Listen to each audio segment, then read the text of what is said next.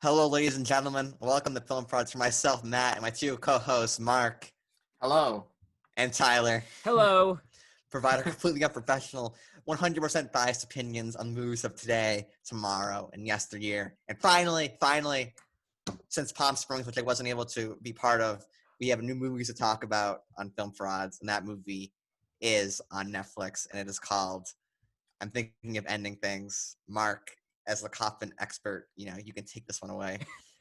Yeah, so this film came out on Friday, the 4th, right? 4th? Yeah. Today's the next day. The day after Today's the the next day, the day Wait, after. today's not the yes. 6th? Shut up. What? So this film is written and directed by Charlie Kaufman, and if you're unfamiliar with Charlie Kaufman, his first work in Hollywood, or just in film, was, I think, on Being John Malkovich. He was the screenwriter, and that film was directed by Spike Jonze. And then he went on to work with Spike Jonze again on adaptation. He wrote the screenplay for that. And then he did Eternal Sunshine of the Spotless Mind. He wrote that film. And then he directed and wrote Synecdoche, New York in 2006. And then he did, I'm just blanking out. He did Anomalisa next, right? Yeah, Anomalisa is this most recent movie after this, before this one. Anomalisa was so between 2006 and 2015, what was he doing? No, it was. I think I'm. Synecdoche, New York was 2008.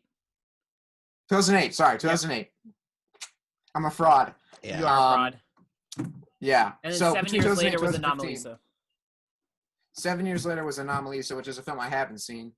And then come to this week, we have I'm Thinking of Ending Things, which is an adaptation of the book that came out a few years ago. Yeah. Written by the by same name, Ian Reid. Ian Reid. Yep.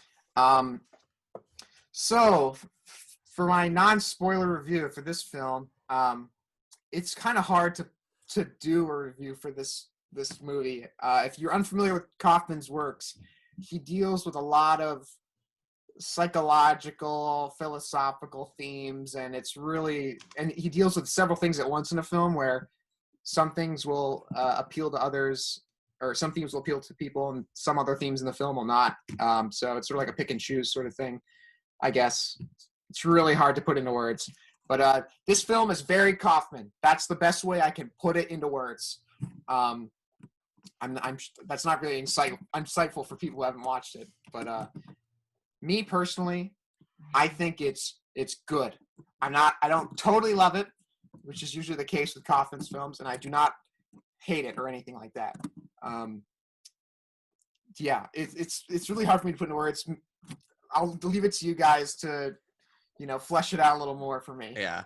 I've only seen for Charlie Kaufman, I've only seen this movie, Eternal Sunshine of the Spotless Mind, which I watched like a month ago. And I did not like Eternal Sunshine of the Spotless Mind. And I also don't really like this movie either. The most interesting part of this movie for me is that the two lead actors are both named Jesse. Yeah. The boyfriend's name is, the real boyfriend's name is Jesse Plemons, and the lead actress's name is Jessie Buckley. And also, Jesse Plemons is in season 2 of Fargo. The dad is in season 3 of Fargo, and the main lady is going to be in season 4 of Fargo, which comes out in September 27th. Wow. Yeah, Okay. so I really gotta watch weird, Fargo. Interesting combinations. But back to the movie. I thought this movie was horribly overwritten. I thought that it dealt with some interesting themes, but there's so much that's just told to you that it needed an editor. It needed to be narrowed down more. And the movie does not need to be 2 hours and 14 minutes long. It needs to be like an hour and 45 maximum. Mm-hmm. And just like with movies like this that are, it's hard to talk about this without spoilers, but there's a lot of metaphors in the movie. And when the movie has so many metaphors that doesn't feel like it's part of reality, you kind of stop caring about what happens to the characters, because nothing really feels real. And again, like, I know I'm in the minority where I don't like Eternal Sunshine of the Spotless Mind. So maybe you like this movie, maybe you like that movie, you would like this movie. But for me, I just don't like Kaufman scripts. That being said, he's a great director. There's some really well directed scenes, specifically like the dinner table scene. I think it's really well done. Yeah. But and then just the end, it just becomes so gratuitous and whatever it's trying to do that I was completely detached from it, and I probably wouldn't have finished the movie if I wasn't reviewing it. That's a lot to say about it. Yeah, I feel like my sentiments here regarding this movie are going to echo closer to Matt's more than Mark's. I've read the book that this movie's based off of. I have it right here, and I also have seen Being John Malkovich adaptation. I've seen Eternal Sunshine of the Spotless Mind, and I've seen Anomalisa. And Kaufman is very much a director and a personality that you're either all in on it or it's not really for you. I'm a little bit of a mixed bag. I'm not too high on Being John Malkovich. I like adaptation. I like Eternal Sunshine of a Spotless Mind. And I love Anomalisa because my issues with a lot of Kaufman movies before this one were that he does try to tackle a lot of ideas, and I don't know if he tackles them entirely well. And I think Anomalisa is the first one because it's very narrow in scope, that it's the first time he really seems to flesh out his kind of ideas of the human psyche. And that's why I really gravitate towards Anomalisa. But in this one, this is kind of a mess, and there are really good elements of it. I think the directing, like you said, Matt, is really great in a lot of the areas. I think this movie looks wonderful, and I think the performances are great. But ultimately, I think this is a perfect example of how no matter how well acted and well directed your movie is, if you don't have a finely tuned script, you're not going to have a really great end product.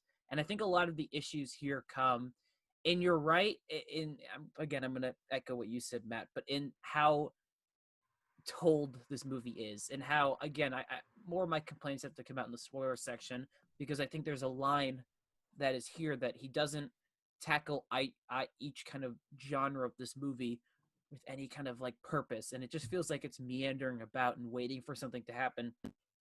In relation to the book, I'm not a big fan of the book either. The book very much reads to me like surface level philosophical discussion and kind of like weird ideas. So I kind of understand what's happening in the book, and I figured out what was happening in the book reading it, and knowing what happens in this movie, watching it, it's kind of like beating you over the head. And I'm surprised that people didn't get it as soon, because it seems really kind of apparent once the movie ends. You're like, oh, that makes sense. But yeah, this is probably my least favorite Kaufman movie. I think this is like his one true genuine misfire, because there's of course merits with like Being John Malkovich and adaptation, but this one I feel like is the first one where it's a weird movie where it just doesn't work. I don't know. I don't know how in depth you guys want to get into the non spoilers. I like, well, for our non-spoiler review, I feel like for people who haven't seen it yet and they're like, maybe I should watch it, I feel like they've gained nothing from this because they have no idea what the movie is even about yet. Well, that's because the movie isn't. It's the movie. It's like similar to adaptation, where to explain the movie is to give away the movie. I mean, we can summarize it to a very short. It's a new relationship goes to visit a new relationship. They go to visit the boyfriend's parents. That's the best way to put it. That's the best way to put it. But that plot concludes an hour into the movie, and then you still have an hour and 10 minutes left. But that's kind of like adaptation. Like, how do you describe adaptation? It's you're watching the movie of the guy trying to write the movie you're watching. I mean, that's ultimately like. But then, what is that answer about the plot? But it's a weird like fine line. I don't know what you guys thought about the performances, but I thought like Jesse Buckley was great. And I thought Jesse Plemons was great, and he's always been good. He's phenomenal in like Hostels. He's phenomenal in Hostels. He's phenomenal in Fargo season 2. He's one of the leads in that, and he's amazing in it. Yeah, Jesse, whatever her name is, was the girl. She's from Killarney, Ireland, and she does a great job masking her accent. She's Irish. She's Irish. Yeah, she's from. I just looked it up. Whoa. She's from Killarney, and Killarney's like the super Irish sounding people. And had no idea. Like, she has a perfect American accent. And then like what's her name from Hereditary? Toni Collette. Toni Collette is really great. All the performances are really good, and I feel like the directing is pretty great, especially in the first half. Like there's this franticness to it, and it's very editing. It's like it feels very off. Cuts away. And I feel like that was really good. And there's like a lot of really subtle character moments I thought were good, and I felt like Jesse Plemons was trying to give the movie some life with his little like comedic.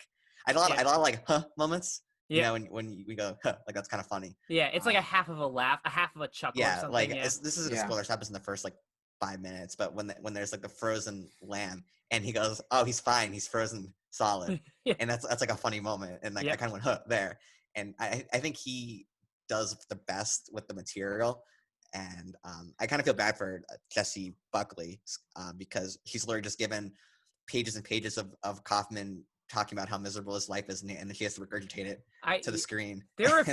Okay, so I want to bring up a few points about this because it directly ties to the script. But when we have our characters going on long rants about cinema, and there's like that clear in literature, and that clear dig at Robert Zemeckis, which actually gave me a laugh.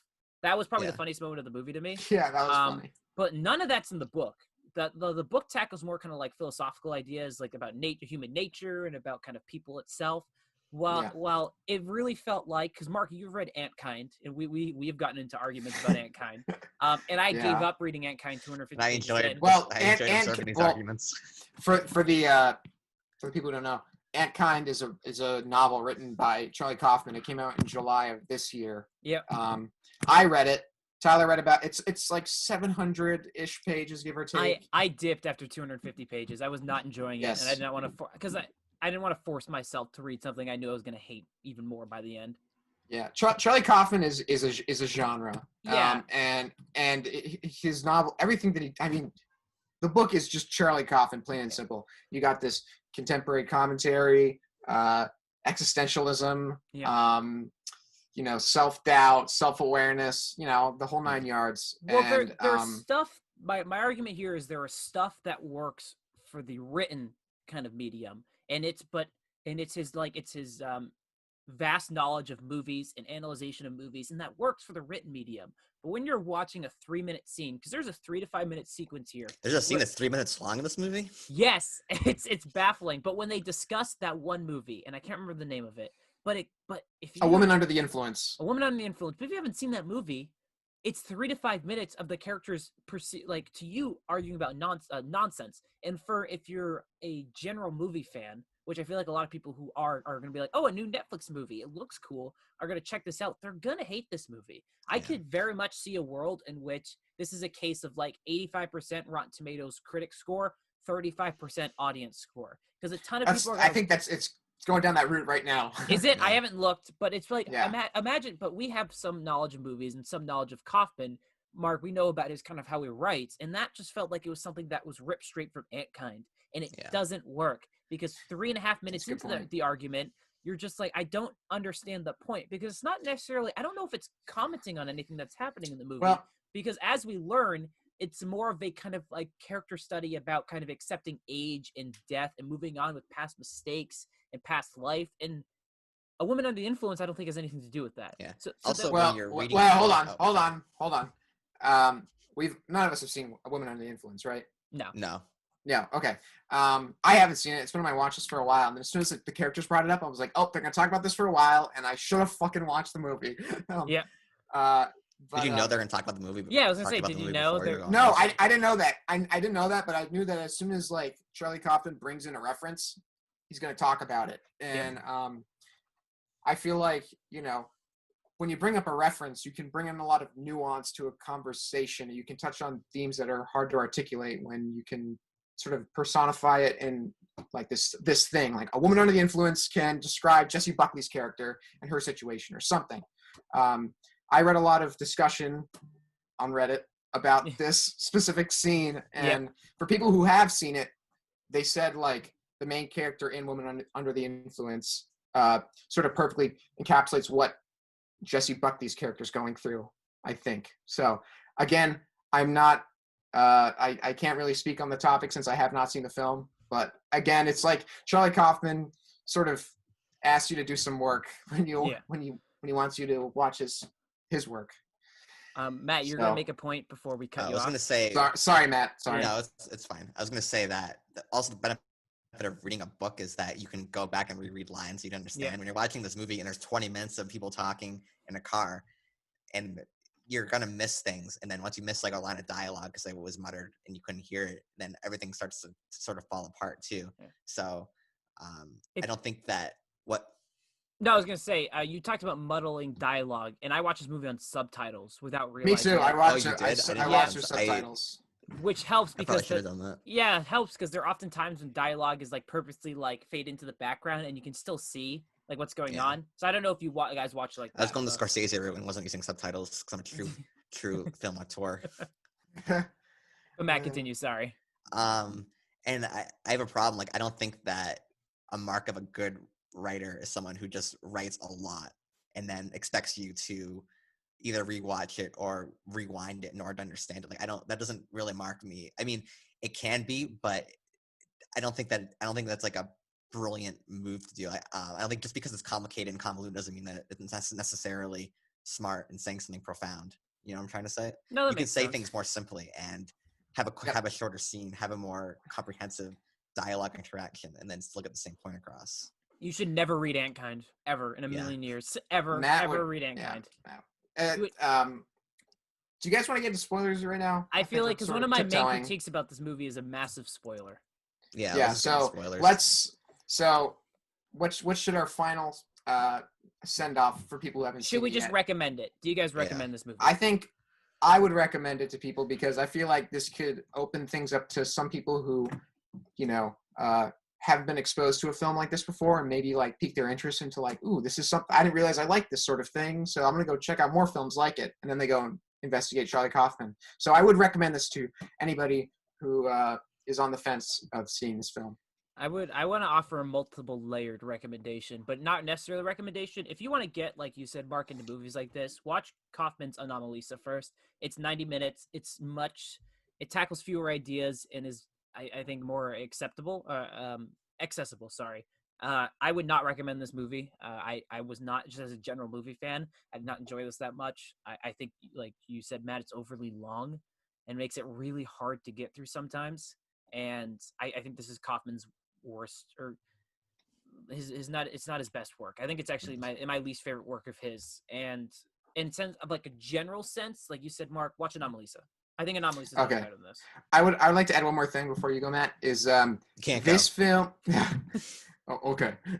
This film is a great stepping stone to Synecdoche, New York. I will say that because, again, I saw Synecdoche, New York over like a month and a half ago, and I still haven't figured it out. I still haven't even like come to a final conclusion as to how I feel about the film. And I feel like Kaufman had to bring it back a little bit for this film because Synecdoche, New York is that's quite a word there. Is next level shit. So if you're interested in Kaufman, this tackle Synecdoche, New York last. Use this as the second to last film in his filmography. Okay. Anyway, I'm getting a little too niche now. Yeah. Matt, do you? I would not recommend this movie. I kind of already stated my points. It's overly written. It's overly long. And I was also watching a movie earlier this week, which we're talking about, and the what we've been watching, we do it, that I think handles this material a lot better and much more concise way. This just feels like the writer talking to you, and I just think that it's not like just because you tackle a lot of heady themes doesn't mean that you necessarily do them well, and I don't think this movie really does them that well. And maybe if you really like Kaufman, you'll like this. I'm speaking as someone who doesn't like Kaufman, who's only seen 2 of his movies, but the 2 movies I saw I don't really like, and I wouldn't recommend it personally. All right. This is now our spoiler section. I have one point, and this is my biggest critique of the movie, and I want to know what you guys thought. But there are no characters in this movie, and I struggled with that a lot. And there is one. I feel like that's the point. But here's the thing, though. I think this movie is 2 different kind of things. It's trying to do the psychological mystery. What's happening? What's going on? What are you trying to interpret? And then it tries to go for the philosophical debates. And it tries to like bring up questions about kind of like life and loneliness and age and death and everything I've already said before. But there's nothing to gravitate towards in this movie. It feels very listless, and I don't necessarily know, because you don't.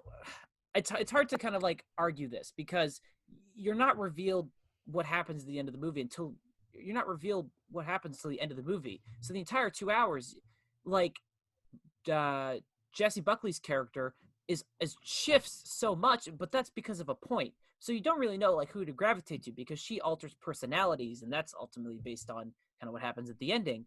And I don't think it tackles anything like that perfectly. I don't think it handles this psychological mystery well, and it doesn't handle the philosophical questions well. Feels like it's just barely scratching the surface on either one of them, and a result of that is you have no characters. But the thing is, though, a movie like Anomalisa, which again is one of my favorite movies of the decade. I love Anomalisa. You can tackle these kind of themes, but you have to gravitate it towards around something. You have to have someone approach these topics, but it doesn't have anything like that, I don't think. I don't know what you guys thought.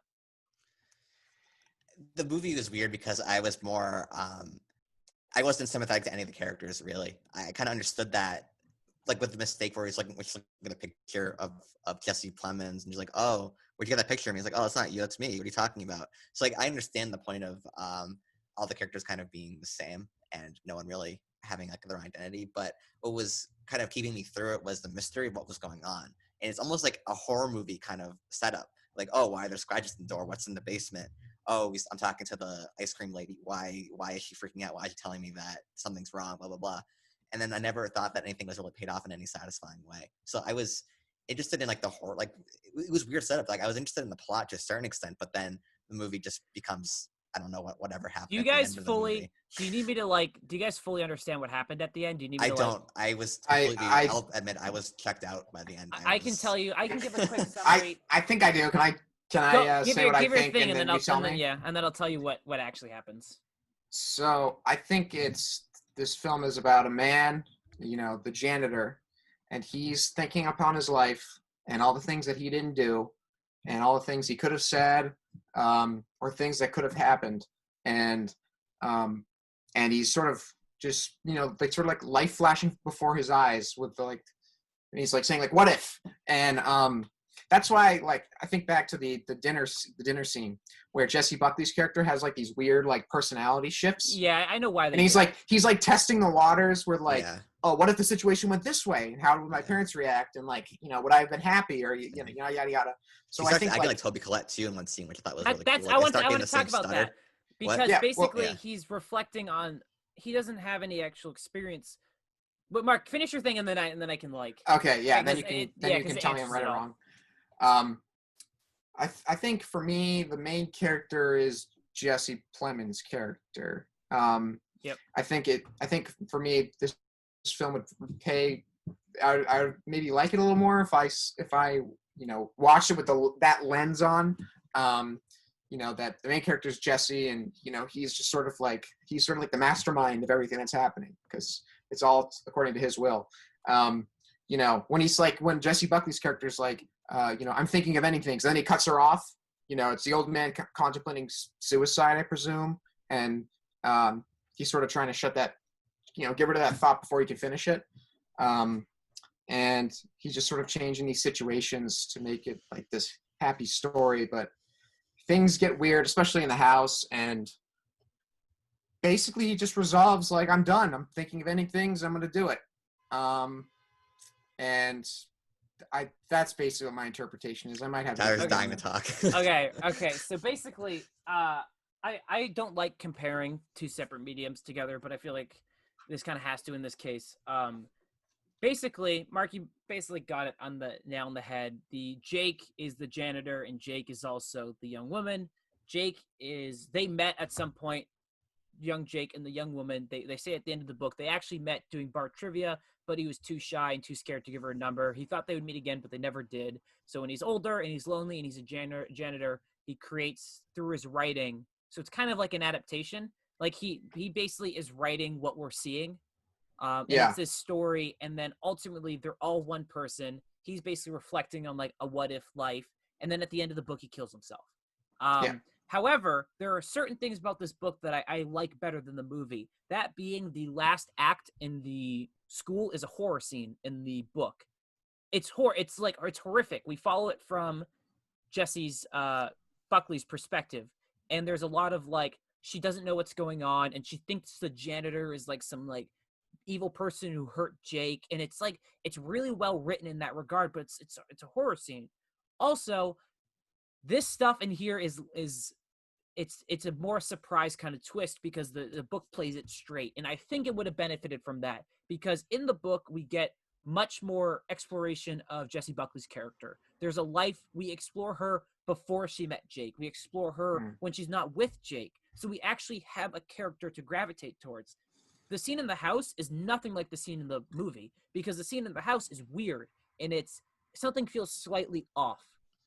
While in the movie, Kaufman just beats you over the head with metaphors, and it's just like things aren't what they seem. Well, in the book, it's far more subtle. And then at the end, things converge together. And I like that stuff. And I wish Kaufman took a more direct adaptation with this. You say you didn't like the book? I didn't like the book.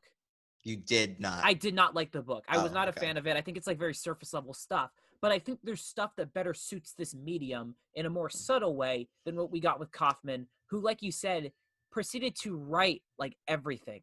And again, there's also like the error of this. A lot of this movie is internal. It's a lot of stuff like Jessie Buckley's character reflecting on what happens and like how reflecting on her life. And that's hard to kind of like transcribe. But this movie touches on a lot of things. Like from a movie perspective, what was with the phone call she got? What was I with think you're supposed to say that it's like the identity thing. Yeah, it's sort of like that. Like, what's like the one question like you're ignoring? And then what about the people at the Dairy Queen ripoff kind of thing? Yeah, what was the mystery? What was the thing Yeah, that what the was character that? wasn't going to tell her? And then It's in the book. It's the illusion that like they're like varnishing the school floor. But like from a movie perspective, it feels like too just like flippant. It doesn't feel like there's something to like a central thing that pushes the movie forward, and you can kind of like hone in on that and go, I'm following this throughout the rest of the movie. It just feels very listless to me, and that's how I want to describe the movie as listless. I don't know what you guys thought. I think the best way I probably could encapsulate this film was it's just sort of a tragedy, you know. I guess it's more it comes off as horror from the beginning, and then toward after the house, it's like, where is this movie going? What's the genre? I don't really know. But I think if you just sort of like, I don't know, maybe as like as a person who read the book and watching the film, I don't know. It's hard for me to put this in words, but like if you look at it through the lens that it's just Jesse Plemons' character, and he's just sad and reflective on his life, and in the end he resolves to kill himself, and like that's the film. It's like the big what if philosophical, like I live with regrets and now I die. Yep. I don't know. It's hard for me to put into words. So we've talked a lot about like the grander ideas of this movie. I feel like we should narrow it down and talk about actually like scenes in this movie. Yeah. What did you guys think about the 15 to 20 minute long car ride scenes? Long. Yeah, the first scene didn't really bother me. I was kind of like, okay, this can be faster, but I don't really care. Yeah. The second scene became more aggravating.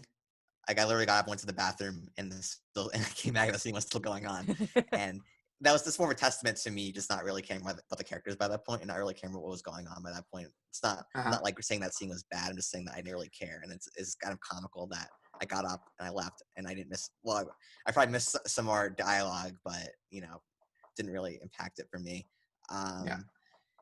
They just go too long, and it's just like I was saying earlier. It's just because you write a lot doesn't mean you write that heady stuff well, and I don't think that the characters literally talking to. Sometimes it looks like the characters are literally talking to the screen too. Sometimes, yeah, and it just didn't work for me. I needed a little more subtlety to what was going on. And just because you can relate things to other movies and books that no one's ever heard of doesn't mean that it's worth talking about. Yeah, I think a consistent theme with Charlie Kaufman is he hates screenwriting rules, and he really likes to break those rules. You could argue that some of I'm sure there's a very valid argument that a lot of the discussion in the second car scene could be completely cut out or, not needed in the film. But Charlie Kaufman knows that, because we're all led to believe everything has to serve a purpose for the plot, for the end. And Charlie Kaufman does not like that idea. Yeah. So that's just his thing. He just sort of sprinkles it a little too much. I want to clarify that. Like with Prometheus, we're talking about that, like where there's so many like plot elements that don't really make sense. Nothing's paid off, but it's satisfying in the whole grand arc of it. Whereas, and I think that why Prometheus was satisfying to me and this wasn't satisfying, and why I think anything isn't satisfying is because the character work just wasn't there for me. I just want to clarify that I'm not one of those people that needs everything to make sense. Right. Yeah. I feel like this is Kaufman as a whole, though. It's either Mark, you like Kaufman, you're into his kind of abstract ways of trying to present hard human ideas. Well, Matt, you're just like, it just feels like writing for writing's sake, and it feels like it's nonsense with not a lot of like central ideas. Yeah. And I'm like smack dab in the middle. Like I don't care for this movie, but I like a lot of his other stuff. It's a mess. I feel like this is the movie, and I think it falls back on some of the other stuff where it's just a lot of things without a purpose. And it feels like it's a lot of things without narrowing them down. Kaufman clearly is a talented and intelligent and a well thought out individual, and he clearly has a lot to say, but he just needs to focus and make a 90-minute movie, Anomalisa, and like tackle like 2 ideas. There was one super brilliant. So out of all of the lines in this movie that are in it, the one line that really stuck with me was that humans are the only animals that think forward, and that's why we developed hope that we can't live in the present. Yeah. Like that line was so good in it, and put an entire movie about that idea. Yeah. I want to see that. I don't want them to go, oh, it's my programming to do this, blah blah blah blah blah. Oh, I'm just gonna die. So what's the point of doing anything anyways? And it's like then after that scene, it's just more dialogue about sardonic elements of living, and it's like just narrow it down. Yeah. Yeah.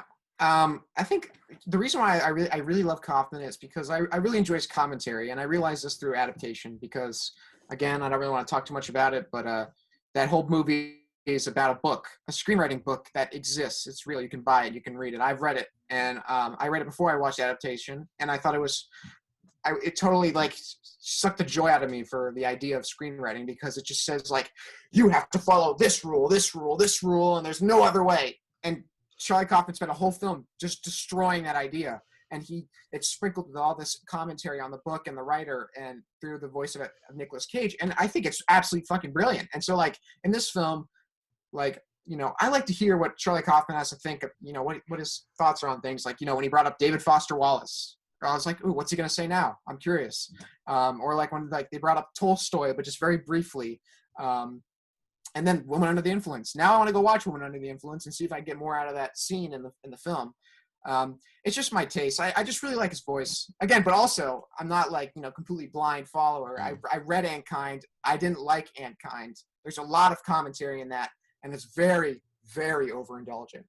This film, for me, I totally agree that if this film was like an hour 30 to hour 45, my score would have shot up. I feel the same. Yeah. So do Yeah. I really think it would have absolutely benefited. Charlie Kaufman knows what he's doing. He's not an idiot. So he just stylistically chose to be overindulgent, and I just didn't think it worked this time around. But I feel like in Finland, I feel like in 10, 20, 15, 20 years, I can rewatch this film and have a totally, totally different perspective as someone who's older. Yeah. And it's that's kind of like the thing is like we can dog on this movie a lot, but I'm glad we live in a world where Kaufman is like trying to throw out these ideas rather than another like cookie cutter thing. But again, I want to just harken back to a few scenes. I think the pacing in this movie is really bad. There's a lot of times where, like you said, Matt, the dialogue isn't interesting enough to carry the slow pace, and I don't think the characters are interesting enough to carry the slow pace. I really like the directing when they're in the cars and it's just that constant like windshield wiper noise. Oh, that was great. Yeah, and it just feels like very unsettling, and you're just like, and it's just white, and like sometimes cut to what they're seeing, and it's just white. You can't really, you're like, this is really like off-putting to me. It just feels like unnatural. I think the first car scene, I think everything up until the house, and once they leave the house, it's an hour in, and I'm like, I'm sold. I'm like, I like it.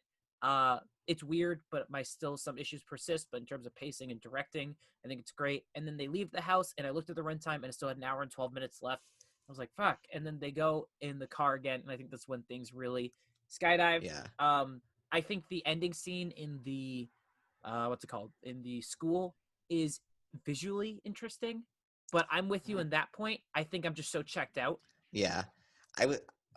You want to continue? There's something more you wanted to say? No, that's it. I Okay. just wanted to tie. I was thinking. So put your mind in someone who's not like a film fan like we are. Yeah. And so you're a casual film fan, and then you think of artsy movies like artsy fartsy movies, and then you show someone that scene, like the last scene of her does like dancing around, and everything, and that's exactly what someone who doesn't watch art movies would think of like an artsy fartsy movie to be. Yeah.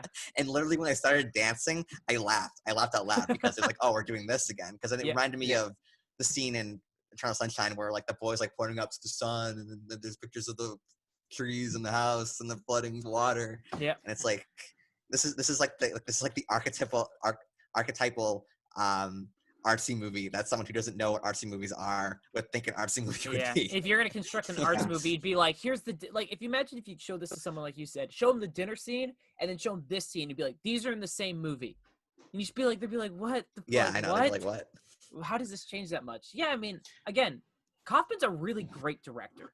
He Oh has yeah, he is. he has an eye for kind of like how to move the camera throughout scenes in a natural way that kind of like keeps the movement and the pace of the scene going a little bit. But when he plops the camera down in a car and just does like shot reverse shots and shots when you're looking behind them and viewing the road, and it's conversations that aren't that interesting.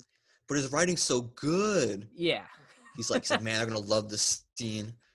I want to like, so when I watch a film, I try not to like focus on like, what does this mean? I leave that for after the film viewing experience. And it's, and this whole perspective that I have on watching a movie is actually based on a quote by Andrei Tarkovsky.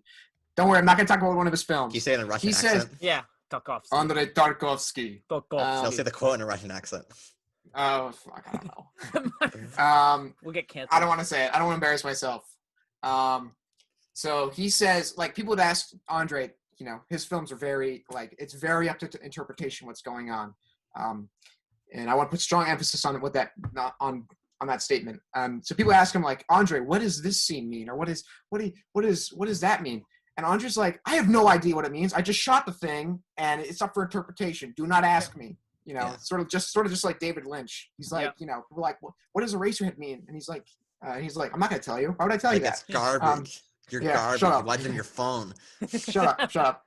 But anyway, I was, you know, when I watched, I'm thinking of ending things, and then the dance scene went on. I was like, what is this? Yeah, exactly. I was like, you just groaned. Yeah. I was like, okay, this means something. I don't really want to put brain power into figuring out what this means. Yeah. But what the frick is this doing here? It's like he's taunting. It's like I don't want to focus too much on Kaufman, but it's almost like he's taunting you to be like, oh, this has meaning to it, and you got to figure it out. Yeah, I don't. I Yeah, don't know if you got that's a perfect idea though. Mark, you're the biggest Kaufman fan out of all of us. You love his stuff, and if there's a point in his movie where you even go like, what the fuck are you doing? Like, what is this? Then I feel like that just speaks highly of the movie, and I think that also just speaks to how fucking long this movie is, and how that point you're 2 hours in and it's slow, and you're like, is this the payoff? You're like, I just spent 2 hours where you're like, what is happening? Because it is intriguing. That's the thing. This movie has a lot of like, ooh, what's this and what's that? And like one shot I really liked is when she's Jessie Buckley character just walking down the stairs over and over again and contemplating it. And it feels like just like, oh, it's the repetition of life and stuff like that. And like the camera pans and the parents are older and it pans back and then they're younger.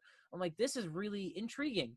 And then you get to the fucking dance sequence and it's like, you're like, that's your big like hurrah. You're like, man, I wish it was like, because in the book, and again, I hate to care per their book, the janitor stabs himself in the neck with a hanger.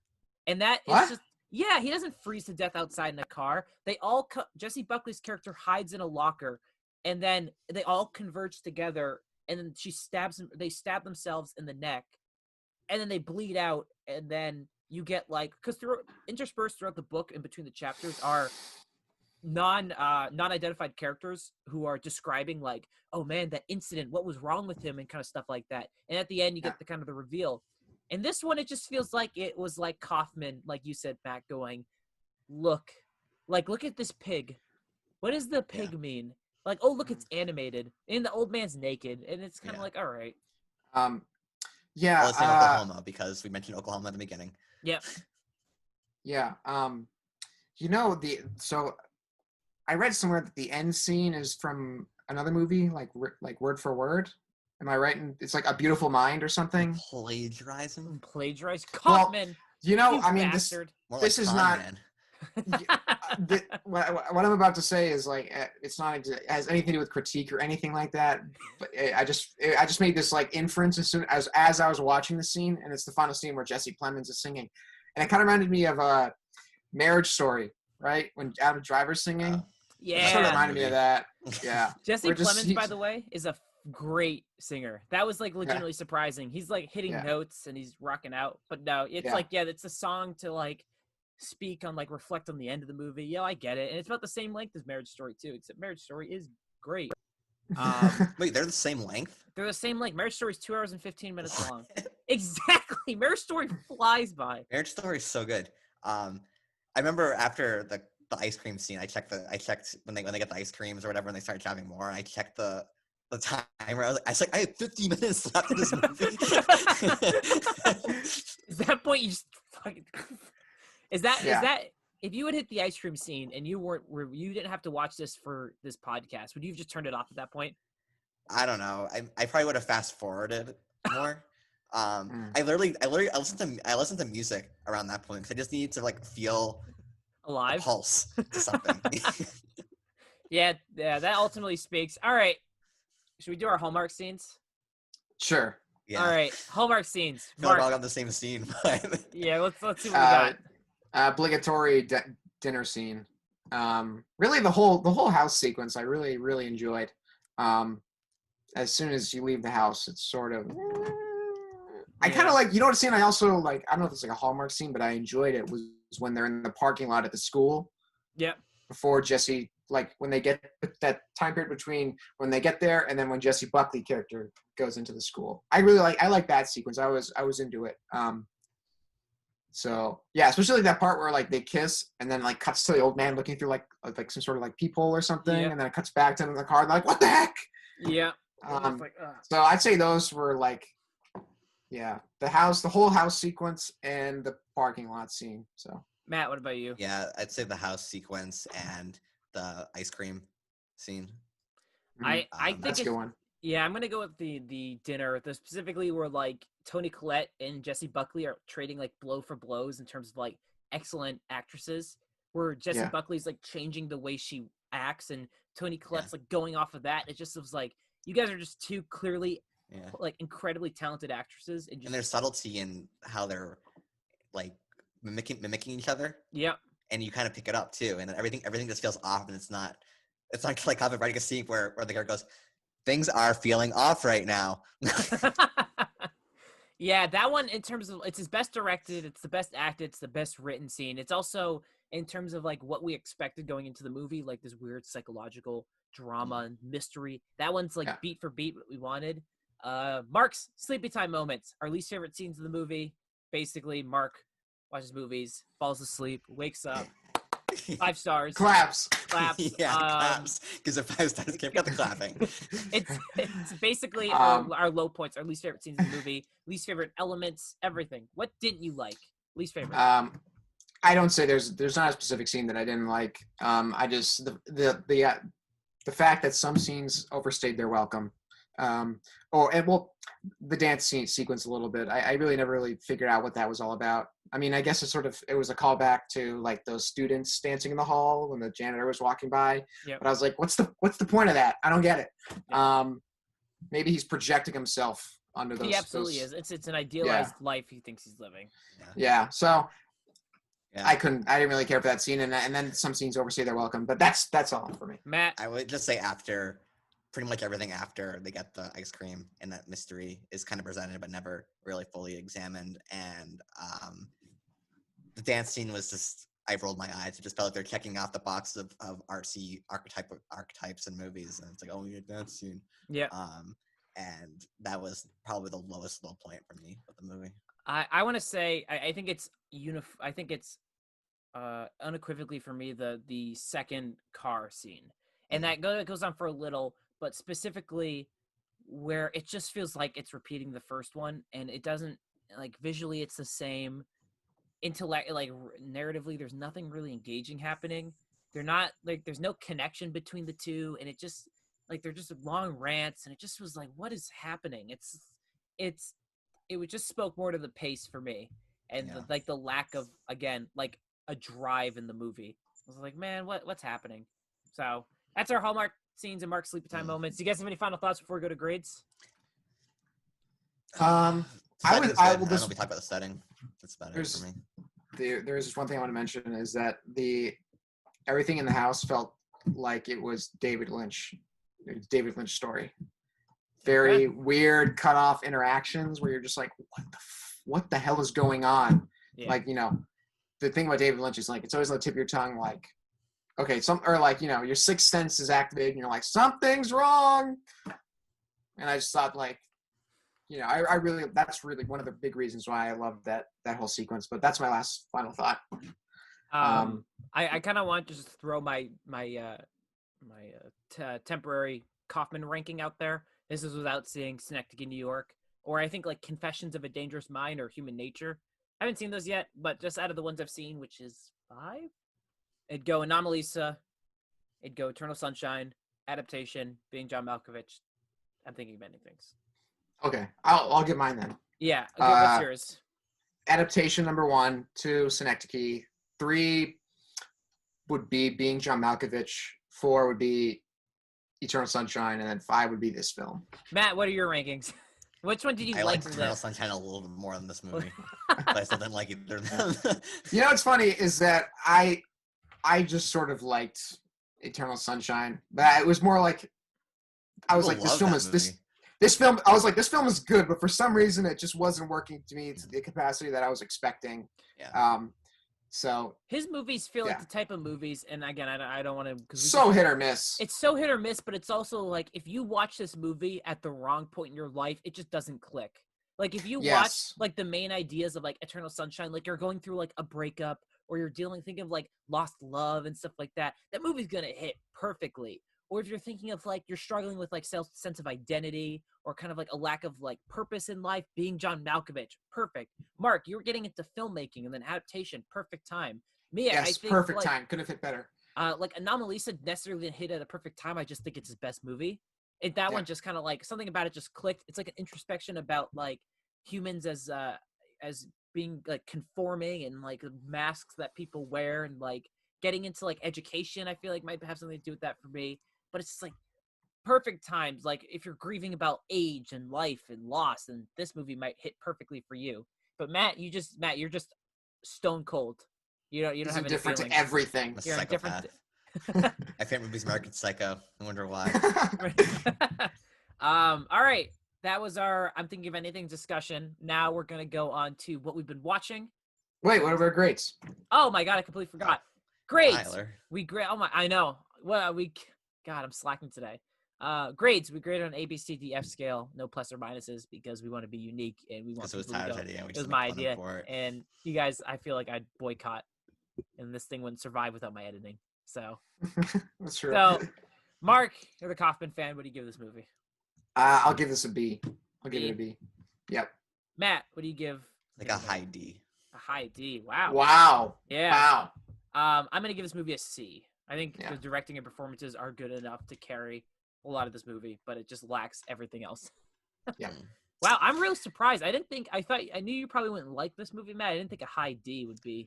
It was just, I appreciate a lot of aspects of it, but when I have to like play music just to feel a pulse again, that's just a sign of not a sign that I didn't like the movie. Yeah. There are elements I like. It's a very high D. I just can't give it a C. You know.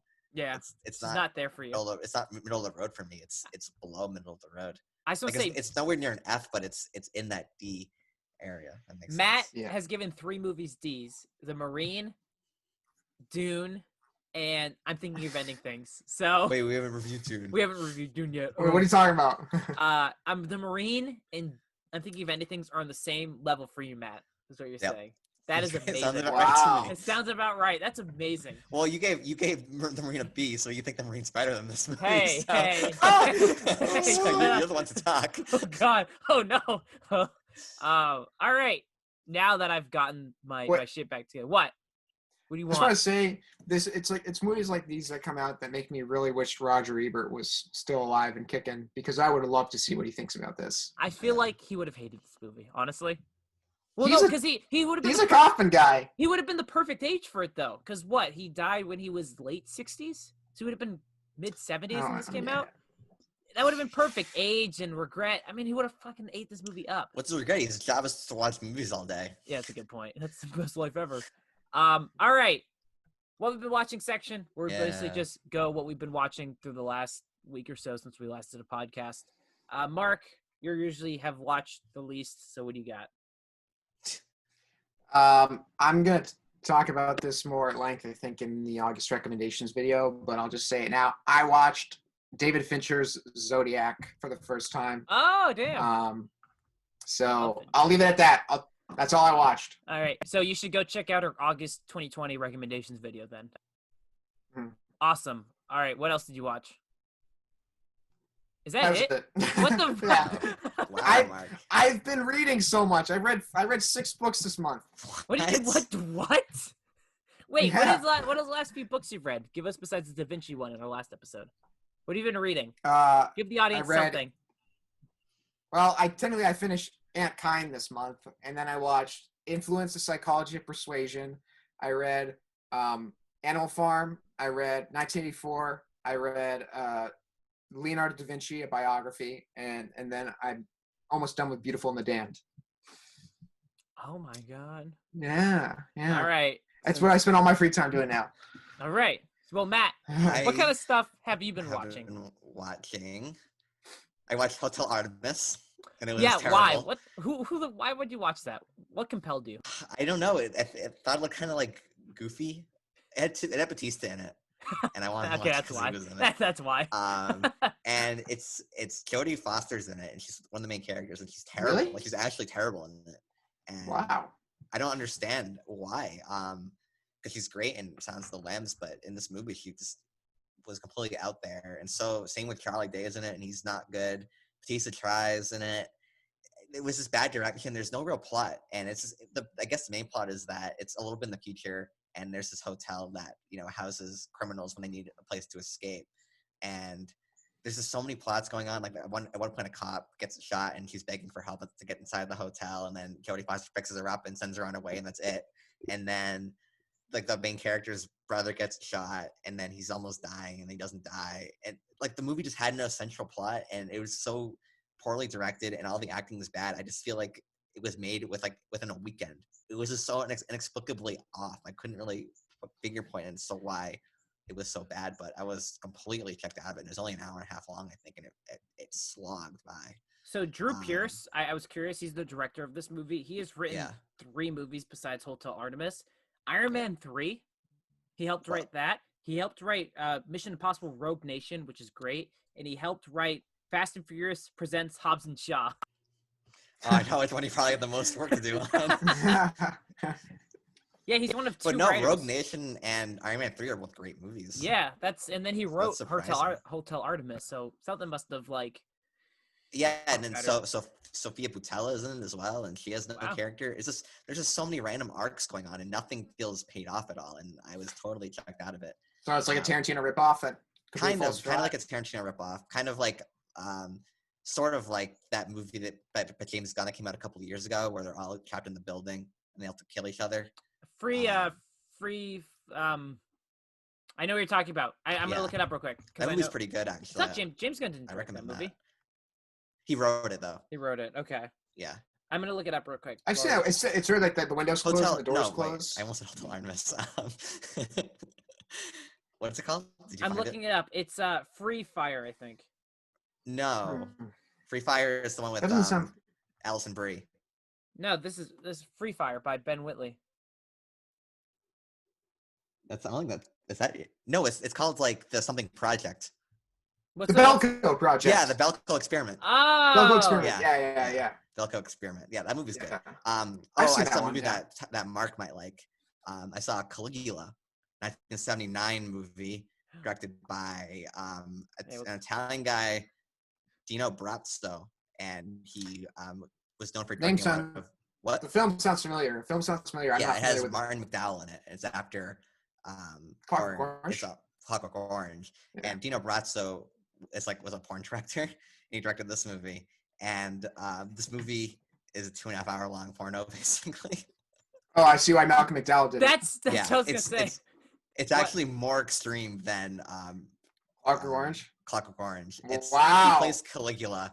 This movie is fascinating because on one hand it's really one dimensional, and there's literally 2 hours of this movie is just orgies, but like there's like a 30 minutes in it that are like really brilliant, and I didn't even know what it was about going into it, and I just knew it was about Caligula, and there's so like the sets of this movie are phenomenal. Everything feels so off, and usually like you have when you think of like a Roman movie, you think of like, oh, everyone is like really proper, speaks properly, everything's really extravagant.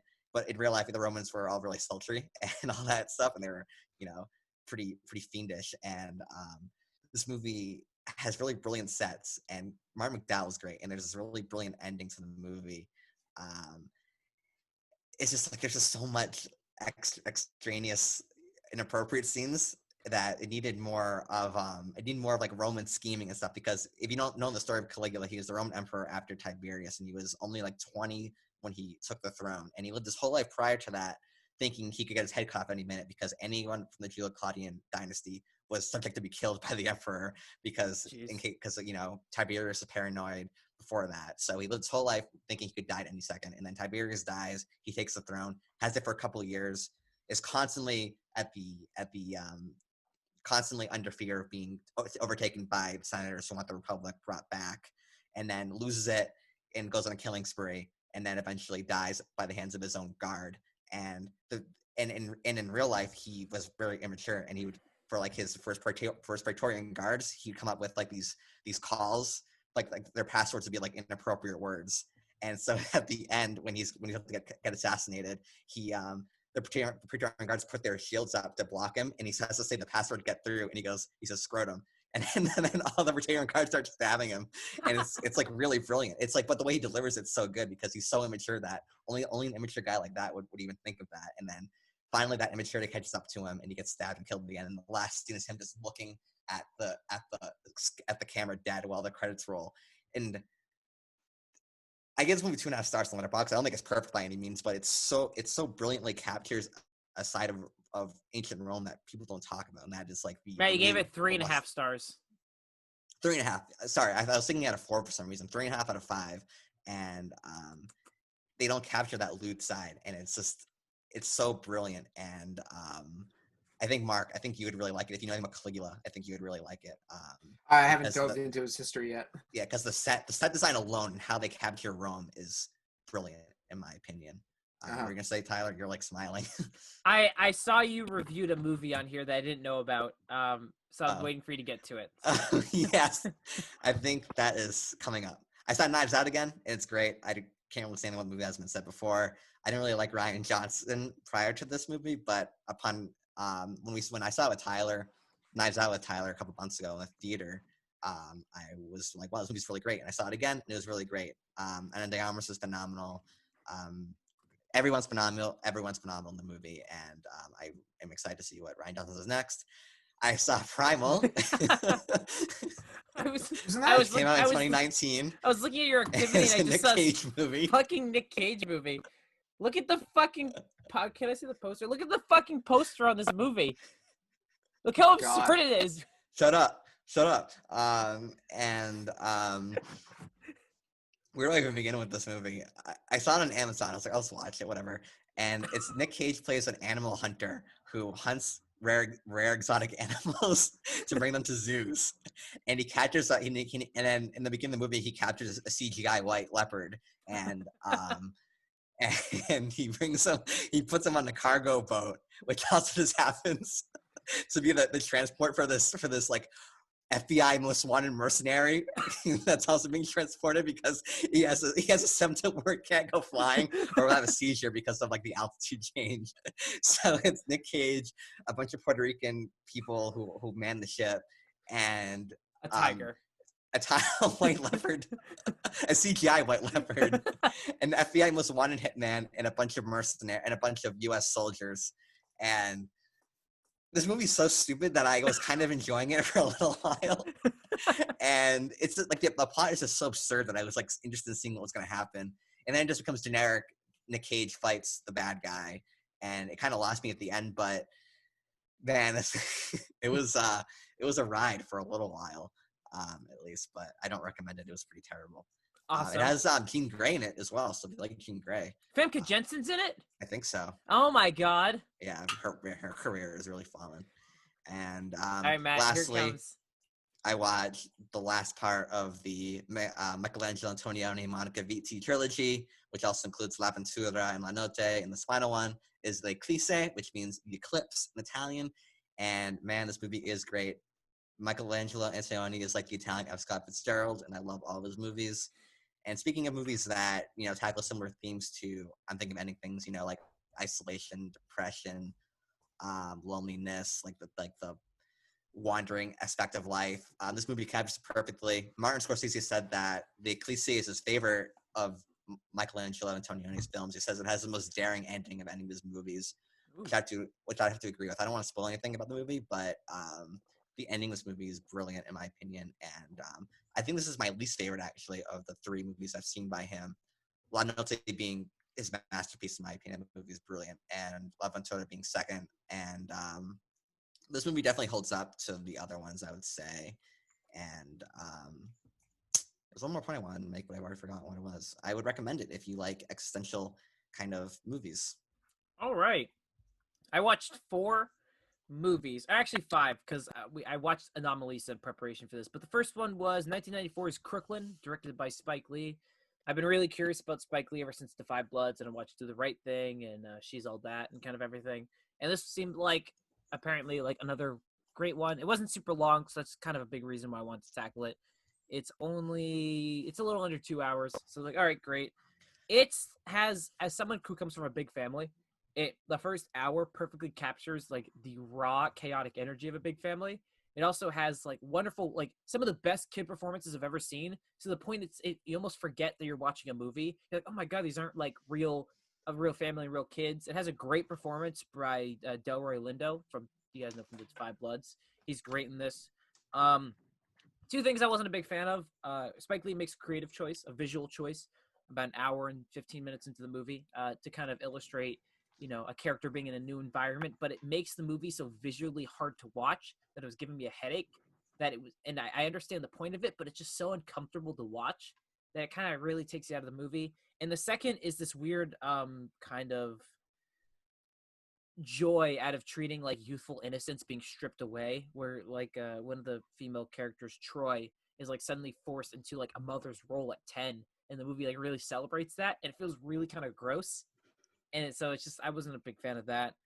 Then I watched a movie called, a South Korean movie by South Korean director Kim Ki-duk. Kim Ki-duk, who did spring, summer, fall, winter, and spring. I watched another movie called 3 Iron, which is a 2004 art house movie. It is an exploration of silence in characters to the point of our main character never says an entire word in the movie. It's interesting. It's what I want to watch again. The second half becomes a little absurd, but I kind of really dug it. And basically, the main love interests say 3 words to each other the entire movie, and it's very engaging, and it's short. It's like a solid, 88 minutes? Yeah. And it's super accessible, and I would recommend, if you want to get into South Korean art house movies, I would check out this one. Let's see, what else did I watch? Mark, these 2 are for you. I watched Stanley Kubrick's The Killing, his first official feature-length movie. I know he made a couple others that were, I don't think they're feature-length. Fear and Desire.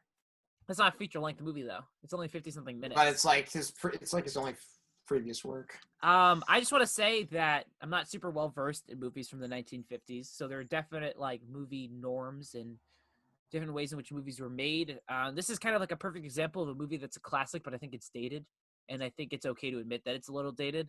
It's a weird movie. It's like has the clear like markings of Kubrick, like the way he moves the camera and the way he constructs actors, kind of like create dialogue and create like a sense of space is wonderful. But I think this movie is somehow paced. It's really slow, but also too short. I think the movie needed another 10 minutes to kind of really flesh out what it was going for. I think that the performances were a little hit or miss at times. And despite seeing how influential it is, I just don't think it's as engaging as the movie thinks it is. Despite seeing how influential it is.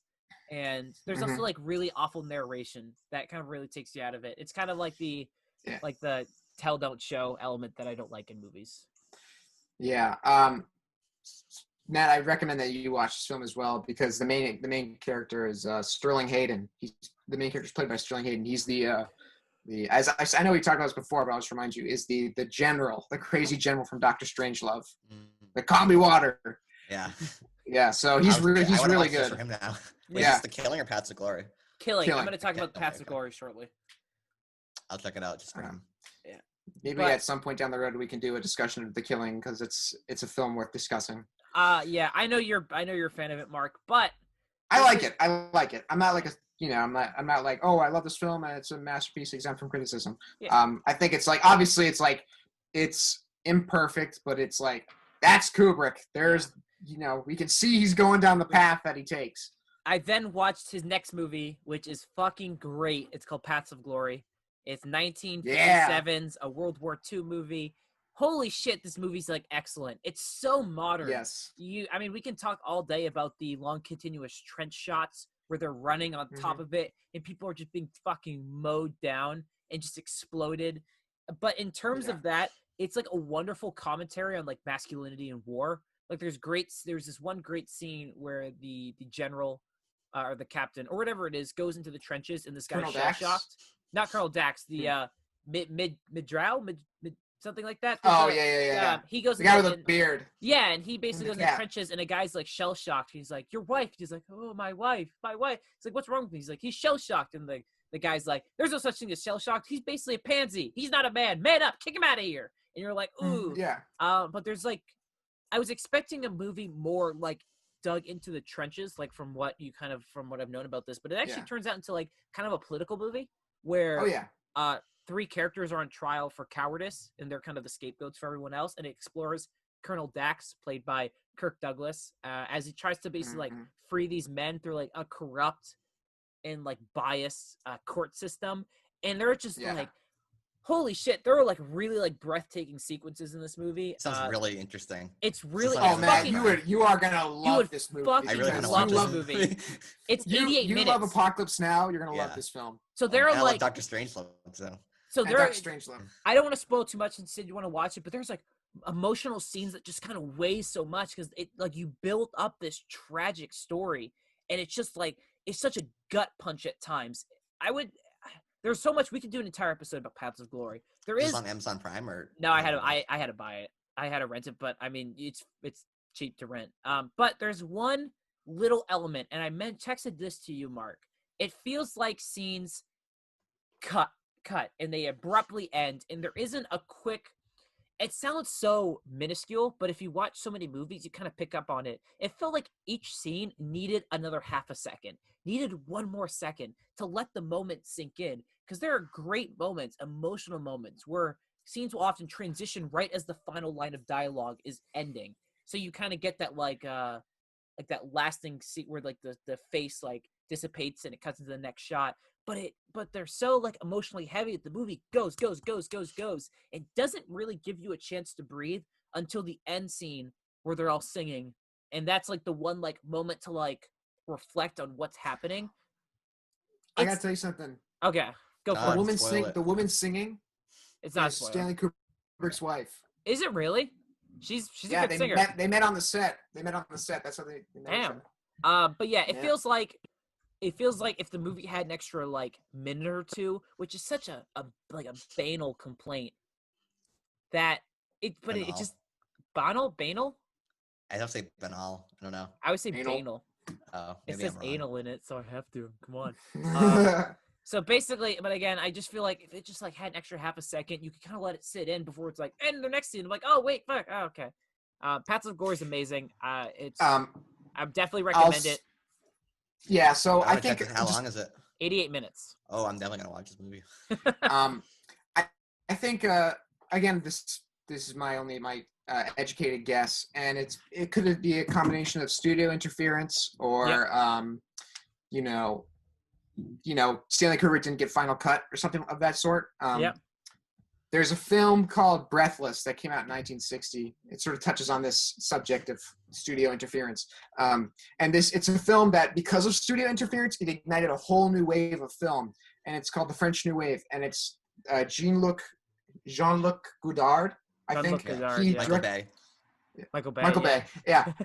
He directed this film called Breathless. And he finished the film. And then the studio was like, it's too long. You got to cut it. And he's like, he couldn't figure out a single scene to cut. Yep. So what he did is he cut like 2 or 3 frames from each scene. So like characters kind of like shifting. And it like this works. Is Kubrick in Paths of Glory. Yeah, no. This is a different film. This is okay. Breathless. Okay. In 1960. Instead of this director had to cut time out of the movie because the studio said he had to, and there was no scene he could cut or else the film would fail. And so he just took little bits from each scene, just in the middle of a scene. He would just cut for like a second. Yeah. And it was just like the characters would teleport like 2 feet.